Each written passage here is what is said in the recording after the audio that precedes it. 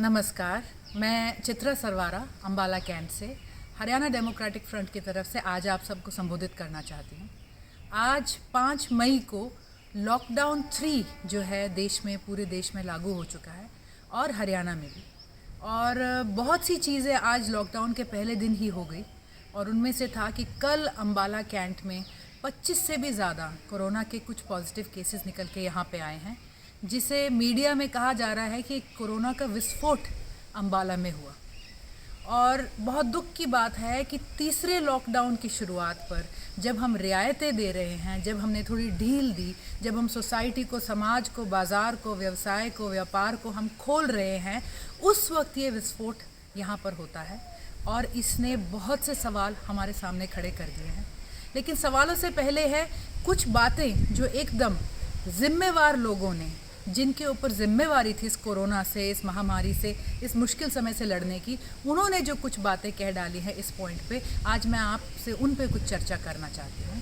हमारे हरियाणा प्रदेश के स्वास्थ्य मंत्री, हमारे गृह मंत्री अनिल विज जी ने कल ही जो है एक इंटरव्यू के अंदर बड़े आराम से कह दिया कि मुझे डर लग रहा है। जब इंटरव्यू में उनसे पूछा गया आपको क्यों डर लग रहा है, उन्होंने कहा मुझे डर इसलिए लग रहा है, लोगों के लिए डर लग रहा है। मुझे किस लिए डर लग रहा है? उन्होंने कहा ये जो ढील दे दी गई है, जो बाज़ार खोले जा रहे हैं, इससे मुझे डर लग रहा है। जब उनसे पूछा गया कि आपका इस फैसले में कोई साझ नहीं थी, आपसे पूछा नहीं गया, तो उन्होंने बार बार बस एक ही बात कही, अगर मुझे पूछते सरकार और चीफ मिनिस्टर तो मैं शायद कुछ और कहता, मुझे डर लग रहा है। अगर मुझे पूछते तो मैं कुछ और कहता, मुझे डर लग रहा है। मुझे डर लग रहा है, जब मुझे मौका लगेगा तब मैं चीफ मिनिस्टर को अपने ख्यालों से अवगत कराऊंगा। और मैं समझती हूँ ये एक बहुत ही दुर्भाग्यपूर्ण बात है और हरियाणा प्रदेश की जो लड़ाई है कोरोना से, उसके खिलाफ लड़ाई में सबसे कमज़ोर कड़ी आज फिर वही उभर कर आई है। हमारे मुख्यमंत्री और हमारे गृह मंत्री के बीच जो मतभेद है, जो मनभेद है, जो संवाद की कमी है, आज कहीं उसकी आहुति पूरा हरियाणा तो नहीं चढ़ने वाला। ये कमाल की बात है कि स्वास्थ्य मंत्री और गृह मंत्री के अपने प्रदेश में सब जानते थे लॉकडाउन का खुला उल्लंघन हो रहा था। सब जानते हैं उनका ड्रीम प्रोजेक्ट है सिविल अस्पताल, जिसकी जड़ के अंदर ये 25 के 25 केस अब निकले हैं। मैं कुछ सवाल आज मंत्री जी से पूछना चाहती हूँ, प्रदेश की सरकार से पूछना चाहती हूँ कि इन केसेस के विस्फोट होने से पहले उनका कह देना मुझे डर लग रहा है, क्या अपने आप का उन्होंने बड़ा नरमी से कहीं अपनी जिम्मेवारी से पल्ला झाड़ने की कोशिश करी है?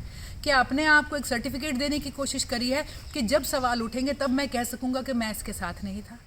मंत्री जी हमारे प्रदेश के सबसे ऊंचे और ताकतवर पद पर बैठे हैं। अगर 3 पावर सेंटर हैं हरियाणा के, जिसमें मुख्यमंत्री, डिप्टी मुख्यमंत्री हैं, तो उसके बाद गृह मंत्री आते हैं। क्या उनका कहना कि मुझसे पूछा ही नहीं गया सच है? और मैं कहती हूँ अगर उनसे पूछा ही नहीं जा रहा गृह मंत्री से और स्वास्थ्य मंत्री से, तो क्या उनका उनके पद पे बने रहने का अब कोई नैतिक औचित्य रहता है? और नहीं रहता और उसके बाद भी वो बैठे हैं और सिर्फ इस जो है पूरे इसको जलता हुआ देख रहे हैं और आराम से कह रहे हैं मुझे डर लग रहा है, तो मैं कहती हूँ क्या उनकी नैतिक जिम्मेवारी नहीं बनती कि अगर उनको उनकी जिम्मेवारी निभाने नहीं दिया जा रहा, क्या उन्हें इससे इस्तीफ़ा नहीं दे देना चाहिए? वो बैठकर क्या देख रहे हैं? वो अपने हाथ खड़े कर कर क्या कर रहे हैं? वो ये कहकर कि जब मैं चीफ मिनिस्टर से बात करूंगा मैं उन्हें अपने ख्यालों से अवगत कराऊंगा, वो क्या कह रहे हैं? कोरोना एक बहुत बड़ी महामारी है और जब पहला लॉकडाउन हुआ था हमारे मरीज़ कम थे, हमारी बैंकों में हर घर में राशन और पैसा इससे ज़्यादा था, हमारी नौकरियां सुरक्षित थी, हमारी अर्थव्यवस्था इससे ऊपर थी।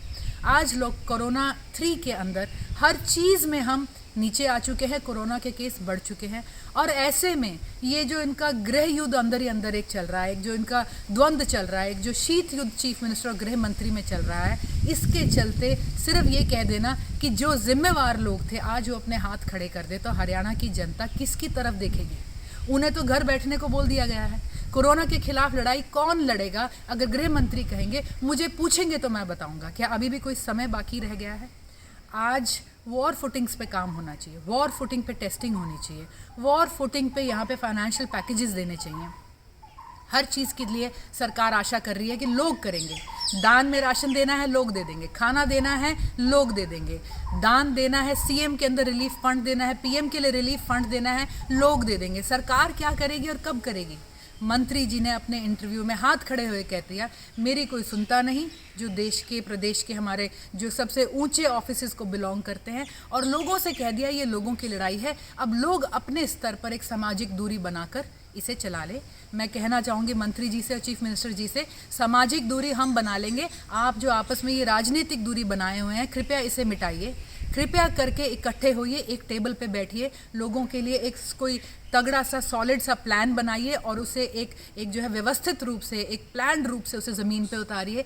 आज हम आपकी वॉर को अफोर्ड नहीं कर सकते, और मैं समझती हूँ जो गृह मंत्री, जो स्वास्थ्य मंत्री, जिनकी कोई सुन नहीं रहा, उन्हें नैतिक रूप से इस्तीफा देना चाहिए या फिर लड़ाई लड़नी चाहिए। खुद को वो गब्बर कहते आए हैं, तो एक सवाल अकस्मत दिमाग में आता है और इसमें कोई व्यंग नहीं है कि क्या गब्बर डर गया?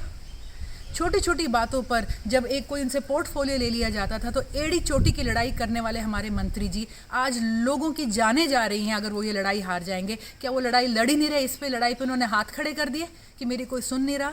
मैं जगाना चाहूँगी हमारे मंत्री जी को, मैं जगाना चाहूँगी हमारे प्रदेश की सरकार को, मैं जगाना चाहूँगी हमारी जनता को, प्लीज़ हम सबको इकट्ठे होकर इस लड़ाई को लड़ना है।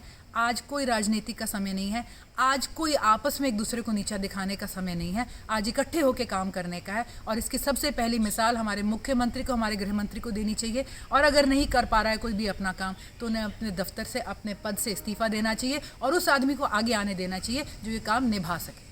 सो मैं आशा करती हूँ आज सब इस बात से सहमत होंगे, सुनेंगे और मेरे साथ मिलकर, हरियाणा डेमोक्रेटिक फ्रंट के साथ मिलकर, चौधरी निर्मल सिंह जी के साथ मिलकर ये आवाज़ आप सब आगे उठाएंगे। बहुत बहुत धन्यवाद।